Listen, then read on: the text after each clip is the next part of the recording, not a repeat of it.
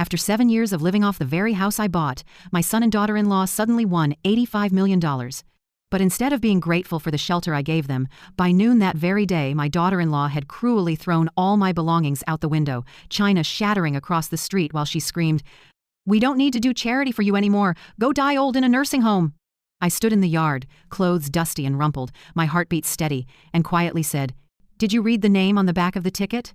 Her victorious smile froze for a split second, and soon that single question would make her glittering world collapse for good. If you're still listening, tell me where you're watching from. Every comment you leave is another mark in this journey. And if this story has touched you, don't forget to hit like so it can reach even further. I'm Lorraine Whitmore, 63, a widow for nearly a decade. Since Arthur passed, the 2-story house in the suburbs of Savannah, Georgia, became my only refuge, and then my son Mason's as well, along with his beautiful but overly sharp wife, Brielle. 7 years ago, when Mason lost his job and Brielle was pregnant, they knocked on my door in a fall storm, soaked and shivering. I opened the door, didn't ask much, and just said, "Come in, this house always has room for you." From then on, we lived together 3 generations, seemingly peaceful until that fateful morning. That morning, I got up early as usual to make coffee and pancakes for the little ones, Ava, 8, and Micah, 5. But instead of the small footsteps chattering down the stairs, I heard a scream rip through the house from downstairs. "Mason, get up now!" Brielle's shrill voice rang out, bursting with excitement. I set the coffee pot down, heart pounding. I was used to my daughter-in-law's temper, but today there was something different, excitement, panic, almost mania. The wooden stairs shook as Mason ran down. I stayed at the top landing, holding my breath. A minute of silence. Then suddenly, shouts exploded. "No way. Oh my God, no way. We won, Mason. $85 million. $85 million. I looked down and saw Brielle clutching the lottery ticket, trembling with excitement. Mason hugged her, laughing and repeating, "I can't believe it. I can't believe it." They both jumped up and down, tears streaming over young, hungry faces. And I, the one who bought that very ticket yesterday, with the numbers I've used for 20 years, each one a family birthday, stood frozen. My heart sank, not because of the money, but because they never asked, "Mom, is this your ticket?" I stepped halfway down the stairs, about to speak, when Brielle turned, eyes blazing like someone who'd just found buried treasure. "We're rich, Mason. Finally, we don't have to live in this old house anymore." She said it and kissed the ticket like a trophy. I stopped. The words, "this old house," stabbed right through me.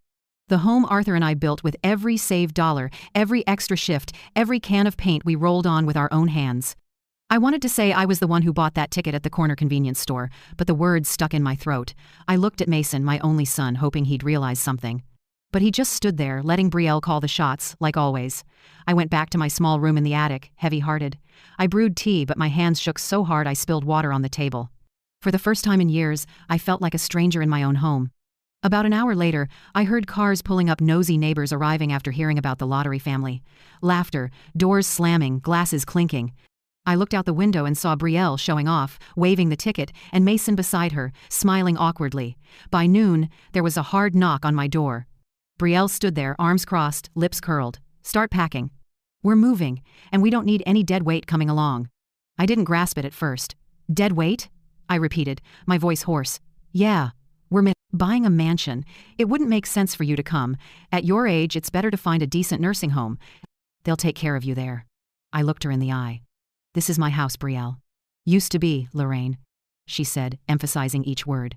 "Now we have a new life. And you're not part of it." Then she yanked open the closet and started throwing my things, dresses, the wedding photo, a pottery vase I made when I was young. Everything went crashing into the yard below. I stood there, silent, while neighbors gathered and whispered. Mason stood on the threshold, hands in his pockets, face pale, but he didn't step in to stop his wife. "Brielle, stop," he muttered, but she didn't listen. "We don't need to do charity for you anymore," she shouted, as if she wanted the whole neighborhood to hear. The words felt like a knife in my chest. I quietly bent down, picked up the shattered frame, and wiped the dust off with my sleeve. The elderly neighbor across the street hurried over to help me gather things, but I stopped her. "Thank you, but I can do it." I collected what was still intact, a few changes of clothes, a wedding photo, and a small box holding Arthur's ring. When a beat-up yellow cab pulled up, I stood, took a long breath. I turned to Mason, my son, whom I'd once believed would protect his mother for life. "You're not going to say anything?" I asked, calm and firm. He looked down. "Brielle, just went a little too far, Mom." "No, Mason," I said. "This is the choice you two made." I walked toward the gate, then stopped. Brielle stood there, arms crossed, still wearing that triumphant smile. I looked straight at her. "Did you read the name on the back of the ticket?" For a split second, that smile stalled. A flicker of doubt crossed her eyes, then she quickly feigned disdain. "I have no idea what you're talking about." I didn't answer. I opened the cab door, put my suitcase in the trunk, and told the driver softly, "Anywhere, with the cheapest rooms nearby."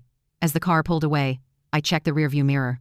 Mason stood frozen on the steps, the two little ones pressed to the upstairs window, eyes red-rimmed. Brielle turned away, pretending to be on the phone, but I could see her shoulders tighten. The room I rented sat above a Chinese restaurant. It barely fit a twin bed, a wobbly wooden table, and a window stuck in its frame. The smell of frying oil rose from downstairs, seeping into my hair and clothes. I sat on the edge of the bed, opened my bag, and took out a paper folded in quarters, the purchase receipt. The scrawled Lorraine Whitmore in the signature box was still clear. I ran my finger over the name and heard Arthur's voice in my ear. "Always sign your name, Lorraine. People can forget everything else, but a signature never lies." I smiled faintly. Outside, the city buzzed, but in that tiny room I felt a strange peace. They thought I'd lost, but really, the game had only just begun. After Arthur was laid to rest, the house was so quiet I could hear the clock ticking all night. I missed him, his tall, slender frame, the way he grumbled when I added extra salt to the stew, and that raspy laugh every early morning. Widowhood at 56 taught me to speak less and keep small rituals to feel like he was still around, pouring 2 cups of coffee each morning, straightening the armchair by the fireplace, sometimes whispering, "I'm okay, Arthur."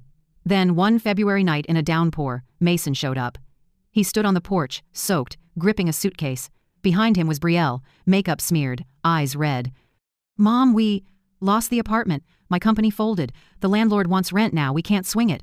I opened the door without further questions and nodded. "Come in, this house always has room for you." Brielle thanked me, voice trembling. She was young, beautiful, and knew how to draw sympathy. That day I believed I was doing the right thing. I couldn't have imagined that Mason's just a few months would stretch into 7 years, 7 years of being the help in the very house with my name on the deed. At first, things seemed fine. I gave them the big downstairs room, the one Arthur loved for its east-facing windows. "Morning sun is good for the baby," I said. Mason squeezed my hand and smiled. "Thanks, Mom. I'll pay you back soon." But soon never came. After Ava was born, then Micah 2 years later, Brielle didn't return to work. Mason bounced between jobs, some months bringing home nothing. I covered every utility bill, groceries, and the homeowner's insurance with my teacher's pension and what little savings of Arthur's remained. I didn't regret it. I believed family love balances itself, that when they got stable, they'd lift me up in return. I remembered Arthur's words before he died. "If you can, don't let our kid know hunger, Lorraine." So I did everything to keep the house warm. Mornings, I woke at 5 a.m., made breakfast for everyone, packed Mason's lunch, and took Ava to preschool. Afternoons, I did laundry, cooked dinner, and rocked Micah to sleep. Everything ran like a clock I wound with my own hands. Then one day, Brielle said, "Mom, I need a quiet place to work. My old company's letting me do consulting from home. Maybe you could move up to the attic. I'll turn your room into a home office." I hesitated. The attic was a storage space, low-ceilinged and sweltering in summer, but she said it in that syrupy tone. "It's more private up there. You can rest without the kids making noise." I forced a smile. "If it's convenient for you, do it." I didn't know that decision pushed me to the top floor of my own house and pushed me out of the role of mother in my family. From then on, I officially became Miss Lorraine upstairs. Brielle reorganized the kitchen and labeled everything: top shelf for the kids, bottom shelf for Mason's snacks. That cabinet is where you can keep your tea. I didn't object, but I felt like a boarder. That winter, she started hosting adults-only dinners. I still cooked and set the table, but when dinner began, Brielle would smile and say, "Mom, I saved you a plate in the kitchen. We need to discuss work." I stepped out, closed the kitchen door, and ate alone under the yellow light. From the living room came laughter, clinking glasses, and Brielle talking like the lady of the house. I kept telling myself, "It's fine, they're young, they have their own lives. I just need to stay quiet." But silence, when long enough, becomes shackles. When Ava started talking, Brielle taught her to call me Miss Lorraine instead of Grandma. "Grandma sounds odd in the mouth, Mom," she said. "Miss Lorraine is younger and more polite." I laughed it off, but that night I cried in the bathroom. The next day I still made my granddaughter's milk as if nothing had happened. In the 3rd year, Mason switched to part-time engineering. I asked about his pay. He avoided my eyes. "Enough to get by, Mom." I knew it wasn't true, but didn't press. When your child looks down out of shame, a mother often chooses to pretend not to see. I kept paying for electricity, water, health insurance, and sometimes slipped in extra for Ava's tuition. I told myself I could shoulder it, as long as they stayed afloat. By the 4th year, Brielle began setting rules. "Mom, No sweets for the kids at night. Mom, the house needs to be spotless, guests are coming. Mom, towels should be folded this way. Not the old way. Each thing sounded small, but together they nicked like 1,000 paper cuts. I listened. I did. I swallowed it. Once, I made Arthur's favorite stew. The smell filled the kitchen. Mason breathed in deeply. Man, it's been a while. Brielle frowned. Red meat is full of cholesterol, Mason. You don't want to die young like your dad, do you? The table fell silent. I looked down at my plate and murmured, Your dad ate this up to 85 and was still healthy. She smirked. Different times, Mom. After that dinner, I understood. In this house, I was no longer allowed to cook from memory. Mason wasn't heartless, just weak. When I said Brielle was going too far, he sighed. She's under a lot of pressure, Mom. I'm gone all day, and she's home with 2 kids. And I'm taking care of the whole house. I wanted to say, but didn't. Sometimes I overheard Brielle on the phone with friends. I'm living with my mother-in-law. It's so hard she interferes in everything. Each time I wondered who she was talking about. Because I hardly meddled in anything anymore. I just quietly cleaned, did laundry, and recorded expenses in a small notebook. I still remember a spring morning. I was hanging laundry in the backyard when I heard Brielle in the kitchen telling Mason, Do you know how people see us? A married couple living off his old mother. I want a place of our own. But Mom pays the homeowner's insurance here. Selling's not that simple. Then have her sign the transfer. She doesn't need a big house anyway. I stood behind the curtain, heart pounding. Not from fear, but because I realized I'd given them too much. Piece by piece. Until they believed everything they had was theirs by right. That summer I started journaling. Every night I opened an old leather notebook. The first line was always the same. Day of patience. I didn't write much more, just small notes. Brielle nagged about towels. Mason forgot to pick up Ava. Micah was sick. I stayed up all night. Tiny, crooked lines like the trace of someone fading from her own life. Even so, one thing in me never went out, tenderness. I loved Mason, the boy who used to carry me. Piggyback when my back hurt. I loved the 2 little ones, who laughed every time I baked cookies. I even loved Brielle, though she hurt me. Maybe because I believed people can change, that one day they'd understand I did everything out of love, but patience has limits. And what broke it wasn't a big fight, just a small thing so small that if I told it, people might think I was overreacting. Yet I remember that afternoon perfectly, sunlight slanting through the window, when Brielle said one sentence that completely shattered my endurance. Ava's 10th birthday came on a bright April day, the yard filled with azalea scent. I still remember her eyes when she pointed to the sign in the sporting goods store, a turquoise bicycle with a white wicker basket and shimmering streamers trailing in the wind. Grandma, if I had that bike, I'd never be late for school again. She beamed. I smiled too, with a knot in my chest. I knew the price of that bike, $200, almost all of what was left of my pension after paying that month's bills. I hesitated many times, then still decided to buy it. I saved every spare coin, cut my spending for weeks, even gave up my favorite almond milk. She's only 10 once, I told myself. And sometimes one gift can make a childhood feel complete. 3 days before Ava's birthday, I quietly walked to the shop in town. The clerk, a curly-haired kid, helped me pick the exact turquoise bike she loved. I asked for silver wrapping paper with sunflowers printed on it, tied with a white bow. When the paper caught the sunlight, I smiled, picturing my granddaughter's shining face. I hid the bike in the garage and threw an old cloth over it. I couldn't sleep all night, replaying the moment Ava would see it. Arthur would have smiled if he were still here. He used to say, sometimes the smallest gift becomes the biggest memory. I wanted to give her a memory like that. On the morning of her birthday, I got up, earlier than usual. I made heart-shaped pancakes topped with strawberries and whipped cream. The kitchen smelled wonderful. I hung a few balloons by the window and set a vase of white roses in the center of the table. The house rarely felt that cheerful. I put on the old blue dress Arthur once complimented and felt a few years younger. Ava ran down the stairs, blonde pigtails bouncing, clapping and singing. "It's my birthday! Grandma, you remembered!" I opened my arms and hugged her. "Of course, sweetheart, I have a surprise for you." I hadn't finished the sentence when Brielle walked in wrinkled pajamas, hair pinned high. She looked around, frowning at the balloons and strawberries. "Mom, what is all this?" I said we didn't need to make a big deal. "It's just breakfast for Ava. It didn't cost much," I answered gently. She opened the fridge, poured a glass of orange juice, then turned back, voice syrupy. "You know, Mason and I already agreed this year we want to teach her about saving. No expensive gifts. We want her to understand the value of money." I looked at Ava and saw her smile dim. I tried to stay calm. "Don't worry, I only got a small present, nothing extravagant." Brielle raised an eyebrow. "Small, huh?" I smiled. "You'll see tonight." She stayed quiet, but her eyes were wary. I knew Brielle didn't like me doing anything that might make her look less in front of the kids. With her, everything I did had an angle. That afternoon, when Mason brought the kids home from school, I took out the garage key. "Ava, come here with Grandma," I called. She ran over, eyes lighting up as I pulled back the cloth to reveal the shimmering turquoise bike. "Oh my gosh, it's beautiful!" Ava gasped, almost breathless. "Is it really mine, Grandma?"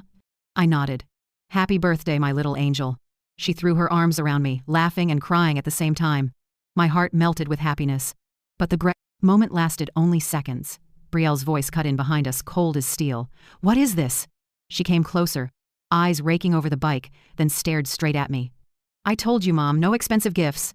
I stayed calm. "It's just a bike, Brielle. She's dreamed about it all year." "That's not the point. The point is you're breaking our parenting rules." "Rules?" I repeated, with a small smile. "I don't recall love having rules." She stepped in, voice low and sharp as a blade. "You did this just to show the kids you're better than me, didn't you?" "Brielle, don't be ridiculous," Mason chimed in, but his voice was weak. I looked at her. "I did it because I love my granddaughter, that's all." Ava gripped my hand, frightened by her parents arguing. "Mom, please, I'll clean the bike myself. I won't ask for any more presents," she sobbed. But Brielle just sighed, then crouched to Ava's eye level. "Sweetie, we just want you to learn to appreciate things. This bike isn't right. Grandma will return it, and then you'll understand why grown-ups have to save." "No!" Ava burst into tears. I held her, feeling her little heart thudding against my chest. "That's enough, Brielle," I said, my voice tight. "If you want to teach a lesson, use your own money, not her joy." She only pressed her lips together and pulled out her phone. "Mom, return the bike, or I will." I'm not joking. That afternoon, I walked the bike back to the store, each step heavy as stone. The wind rustled through the trees, making the white bow flutter and whisper like Ava's laughter that morning. I took one last look before stepping inside and drew a deep breath. "I'd like to return this bike," I told the curly-haired clerk. "Are you sure, ma'am?" "It's our last one." "Yes." The little girl changed her mind. When I signed the refund slip, my hand shook so much the ink smeared. I folded the receipt and tucked it into my wallet. As I left, a light rain started. Cold drops hit my cheeks, mixing with the salty taste at the corner of my mouth. That night, the house was quiet. No cake, no candles, just the TV murmuring in the living room. I set out the small cake. I'd already bought a simple vanilla butter cake on the kitchen table and placed the card I'd written, "Happy birthday, Ava, love you always. Grandma." Then I lit a tiny candle and watched it burn down, the flicker reflecting on Arthur's photo on the wall. "Do you see this?" I whispered. "Our granddaughter isn't allowed to receive a bicycle because of a lesson on saving. I don't have enough say in my own house anymore." I stood, put on my coat, and stepped outside. The April night was colder than I expected. The corner store cast a dim yellow glow, the one where I usually bought milk. I had no plan, just knew I needed air. The shop was nearly empty. The owner, a familiar Italian gentleman, smiled. "Cold night, Miss Lorraine. Still want coffee?" I shook my head, then my eyes stopped at the lottery counter next to the register. A small sign read, "Jackpot tomorrow night, $85 million. I gave a tired, wry smile. "One ticket, please, with these numbers." I slowly read the familiar sequence. 10, 14, 21, 25, 30, 41, 47. Birthdays for Arthur, me, Mason, and the two kids. The numbers I'd played for 20 years, an old habit that never meant much. I pulled out a pen and signed the back. "Lorraine Whitmore, Arthur's old rule. Always sign and keep the receipt, Lorraine." People can argue plenty, but they can't fake a signature. I smiled at the owner, slid the ticket and receipt into my coat pocket. "I could use a little luck tonight," he replied. "Hope you get what you're wishing for." On the way home, I looked at the lit windows in the dark and wondered how many people inside were as tired as I was, still trying to believe in good, even when hurt by their own family. I wasn't hoping for wealth. I was asking for one simple thing, a way out. When I got home, I placed the ticket and receipt on the kitchen table, right where anyone could see, as if laying down a quiet prayer to the universe. Then I went up to the attic and listened to the rain tapping on the roof. The next morning, as the first light slipped through the window, I heard Brielle shriek downstairs, her voice high with excitement. "Mason, wake up, now! We won!" Rushed footsteps, then a burst of laughter, quick kisses, a chair scraping. $85 million! Oh my God, we won $85 million! I sat up, heart pounding. I didn't need to look to know which ticket they were holding. I stepped onto the stairs and looked down at a scene both familiar and strange. Brielle clinging to Mason, tears of joy, the ticket held high, the ticket I had bought. "I can't believe it. Who'd have thought just picked it up off the table and our lives changed?" Brielle yelled, buzzing with excitement. "Maybe someone forgot it, but it's ours now." Mason laughed, hugging her tight. I stood still on the staircase. What started with a return bicycle was turning into a storm I'd never imagined. I said nothing. I just watched the two people I'd supported for 7 years dancing around my kitchen as if fate had handed them a reward. I closed my eyes and told myself, "Stay quiet, Lorraine. Let them think they've won." I wanted to see how far their greed would take them and whether on that road they'd have enough conscience to realize the ticket was never theirs. 3 days after they won, the phone in my rented room rang off the hook at 7 a.m. I didn't pick up in time before it rang again urgent, as if someone were racing the clock. "This is Grant Holloway, counsel for the Georgia State Lottery Commission," a calm baritone said. You need to verify a few details about the lottery ticket registered to Lorraine Whitmore. Is now a good time?" I paused, heart quickening. "Yes, I'm the one who bought that ticket." Papers rustled on his end. "We've matched the signature, serial number, and our system records. The ticket was registered under the name Lorraine Whitmore, former Savannah address, correct?" "Correct. Then congratulations, you're the grand prize winner, $85 million. I was quiet for a few seconds. Not because I was surprised, but because a strange feeling rose in me, not exactly joy, not shock, more like when a storm you saw from miles away finally arrives. "Mr. Holloway continued, his tone turning serious. "But I need you to be aware third parties have contacted the commission claiming to be the real owner of the ticket. A woman named Brielle Carter Whitmore." I closed my eyes and smiled. "I'm guessing she didn't forget the hyphenated last name?" "Not at all," he said, a bit surprised at my composure. "She claims the ticket was bought with marital funds and that you, pardon my bluntness, are no longer competent to manage assets." I let out a small laugh, steady. "They haven't changed. When they can't take something, they try to convince others I'm not smart enough to keep it." I heard typing on his end. "Could you confirm a few items so we can protect your legal rights? The back signature, your ID number, and proof of purchase time?" I opened my wallet and pulled out the receipt I'd sealed between 2 laminates. "I have the receipt. Benny's Corner Mart. Purchase time, 7:43 p.m., Friday, April 12th. The serial number matches the ticket. I also have copies of my ID, and the store camera will show it." I spoke clearly, without a hint of hesitation. On the other end, Holloway's voice dropped, impressed. "Excellent. That's sufficient to affirm you as the lawful owner. However, I should warn you, these folks seem ready to cause trouble. They may push rumors that you're confused or even forge medical records." I sighed, but didn't waver. "Don't worry. I'm used to their labeling games. In my life, I've had many tags: weak, stubborn, old-fashioned. One more won't matter." A beat of silence, then he said slowly, "You're the calmest person I've ever told they've won $85 million. I gave a small smile.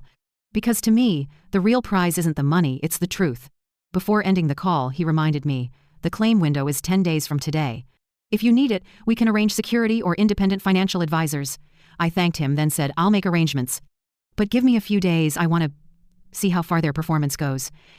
After the call, I sat still for a long time.